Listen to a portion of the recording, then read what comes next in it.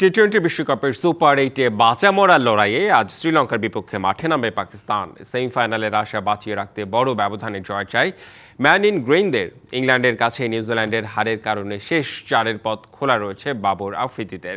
পাল্লে কেলেতে ম্যাচটি শুরু হবে সন্ধ্যা 7:30টায়। টি-20 বিশ্বকাপের সুপার 8-এর খাদের কিনারায় পাকিস্তান।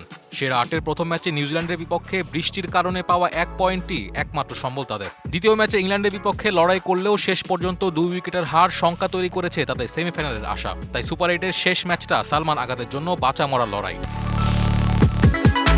শ্রীলঙ্কার বিপক্ষে বড় ব্যবধানে জয়ের জন্য পাকিস্তানের জ্বলে উঠতে হবে বোলিং ব্যাটিং দুই বিভাগেই। পাল্লেকেলের উইকেট ব্যাটারদের জন্য আদর্শ, তবে দিনের আলো নিভে গেলে পেসাররা পাবে বাড়তি সুবিধা। তাই এ ম্যাচে বেশ গুরুত্বপূর্ণ টস ফ্যাক্টর। এছাড়া লঙ্কান বোলারদের সামনে পরীক্ষা দিতে হবে পাকিস্তানি ব্যাটারদের। সেক্ষেত্রে পাওয়ার প্লেতে ভালো অবস্থান থাকা গুরুত্বপূর্ণ সালমান আগার দলের জন্য। মাস্ট উইন গেমে সব মিলিয়ে বেশ চাপে থাকছে পাকিস্তান। সম্প্রতি ম্যাচগুলোতে শাহিজাদা ফারহান আর সালমান আগা ছাড়া কেউ নিয়মিত রান না পাওয়া বড় চিন্তার কারণ দলটার। তাই পাকিস্তানের জন্য এই ম্যাচে বড় চ্যালেঞ্জ টপ অর্ডার ছাড়াও মিডল অর্ডারে ভালো করা। আর বল হাতে দারুণ ছন্দে আছেন মোহাম্মদ নওয়াজ, শাহিন আফ্রিদি ও উসমান তারিক। বিকাশ পেমেন্টে 10,000 টাকার বেশি অফার। শপিং চলছে তো। লঙ্কানদের অল্প রানে আটকে রাখতে পারাটাই মূল চ্যালেঞ্জ বোলারদের।